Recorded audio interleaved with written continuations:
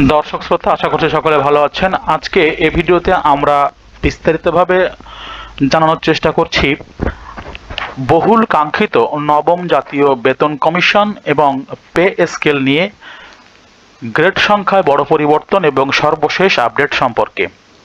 সুতরাং ভিডিওটি তাদের জন্য অত্যন্ত গুরুত্বপূর্ণ যারা পে স্কেলের অপেক্ষায় রয়েছেন। সম্পূর্ণ ভিডিওটি না টেনে দেখার অনুরোধ থাকছে এবং চ্যানেলটিতে আপনি যদি একজন নতুন দর্শক হয়ে থাকেন অবশ্যই চ্যানেলটিকে সাবস্ক্রাইব করার জন্য অনুরোধ জানাচ্ছি। আপনারা এখানে দেখতে পাচ্ছেন পে স্কেল গ্রেড সংখ্যা নিয়ে আসছে বড় পরিবর্তন এবং এটি দেখতে পাচ্ছেন 1 জানুয়ারি 2026 সাল। প্রথমেই আমরা নিউজটি পড়ে দেখব। সরকারি চাকরিজীবীদের বহুল প্রতীক্ষিত নবম জাতীয় পে স্কেল নিয়ে বুধবার অনুষ্ঠিতব্য পূর্ণ কমিশনের সভা স্থগিত করা হয়, কারণ সাবেক প্রধানমন্ত্রী বেগম খালেদা জিয়ার মৃত্যুতে সরকার ঘোষিত সাধারণ ছুটি। জাতীয় বেতন কমিশন জানিয়েছে স্থগিত সভার নতুন তারিখ দ্রুত নির্ধারণ করা হবে। বর্তমান অন্তর্বর্তীকালীন সরকার গত জুলাইয়ে এই কমিশন গঠন করেছিল। কমিশনের 6 মাসের মধ্যে চূড়ান্ত সুপারিশ জমা দেওয়ার নির্দেশ দেওয়া হয়েছিল।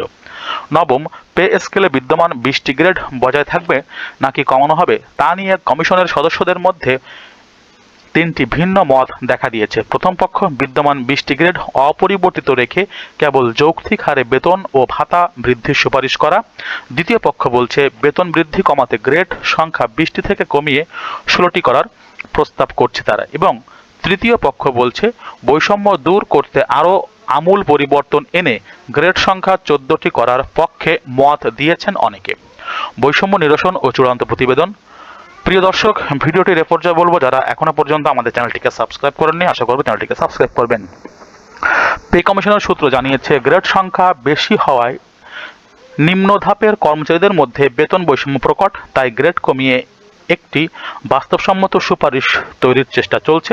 বিভিন্ন সংস্থা ও সংগঠন থেকে প্রাপ্ত মতামতগুলো বিশ্লেষণ করা হয়েছে। যদিও প্রতিবেদন এখনও প্রাথমিক পর্যায়ে রয়েছে, তবে ডিসেম্বর 15 তারিখের মধ্যে গেজেট প্রকাশের জন্য কর্মচারীদের পক্ষ থেকে আলটিমেটাম দেওয়া হয়েছিল।